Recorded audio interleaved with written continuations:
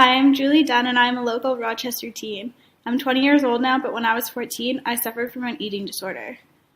Many would assume that I first developed an eating disorder because I had problems with my weight and image, but this wasn't the case. I started with bulimia, and I found the need to purge because I was looking for control in my life. If I wasn't allowed to do something like go out with my friends, or if I didn't achieve the grade I wanted on a test or assignment in school, I'd make myself puke. This somehow always made me feel better and it started to become a drug, and it became something I couldn't not do. All of my friends at school are very thin, and they have always teased me about my weight and body frame, but I never really took offense to it as I just laughed along with them. My friends didn't really know of my purging behavior, but they did start to notice that I had lost quite a bit of weight, and they started commenting on how skinny I was. At this point, I started to realize that I had lost a lot of weight, and because I was fitting in with my friend group more, I wanted to stay the size I was. Instead of eating and then purging, I just stopped eating at all. I would wake up late and sneak out of the house so I didn't have to eat breakfast. I'd bring money to school and tell my mom I was eating at the cafeteria, and I'd make up excuses around dinner time, like my friend is picking me up or I was grabbing McDonald's from down the street. Very quickly, I started to like the way I looked, and my parents started to notice that I was starting to post pictures around my room and on the refrigerator of very skinny models. Hi, I'm Jim, and I'm Julie's father. Hi, I am Marie, and I am Julie's mother. By this point in Julie's life, all we did was constantly argue with her. We were constantly at each other's throats.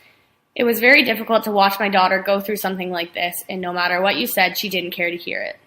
I think I spent every second of the day telling her how pretty she was and how I loved her just the way she was, but she would just act like I wasn't there and walk away. We kept suggesting that she needed help, and I would purposely leave brochures and flyers lying around the house where I knew she would see them, but by the next day they would be ripped up in the garbage.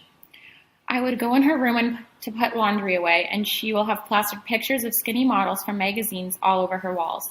The most terrible thing about this was that she was already skinnier than many of the girls she'd pinned to her wall. September and school was fastly approaching, and we could barely get her out of bed in the morning because she had such low energy. She wasn't giving her body the vitamins and nutrients it needed to get through a full day. We had booked a family vacation that summer. We were supposed to travel Europe for a month, but unfortunately, with Julie in the state that she was in, we had to cancel the trip, even though she kept telling us she was fine to go. The day before her junior year of high school started, I had booked Julie in for a routine checkup at the doctor's. I figured if I booked her for a routine appointment, maybe the doctor would be able to help. Our worlds turned upside down when Julie went for her doctor's appointment that day.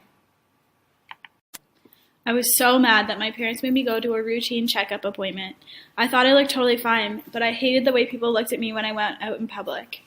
I knew that they had only booked this appointment because they wanted the doctor to try and convince me that I was looking unhealthy. My whole world turned upside down that day when I went to the doctor's office. She told me that if I didn't start eating soon, I would only have a month or so before my organs started to shut down. She told me I would not be leaving to go back home, and it was time for me to go to the hospital and seek help. When I got to the hospital and was placed in a bed, all I could do was yell and scream at my parents because I thought it was entirely their fault.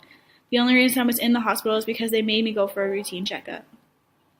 While I was yelling at my parents, they started to slowly walk out of the room, and it was in that moment that I realized they were my number one support system, and I needed them more than ever in that moment.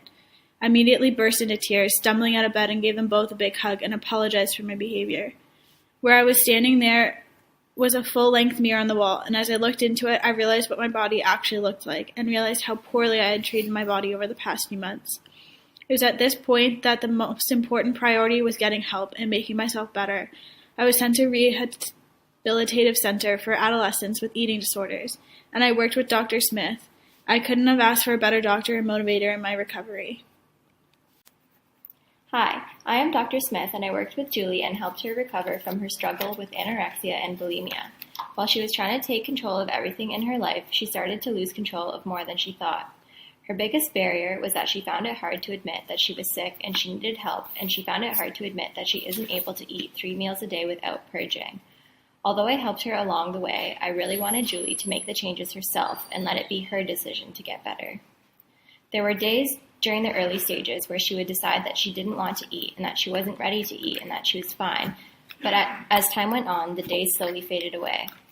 She would see the difference between Monday when she ate 3 meals and Tuesday when she only ate 1. She felt the difference in her body and very quickly wanted to eat 3 meals a day.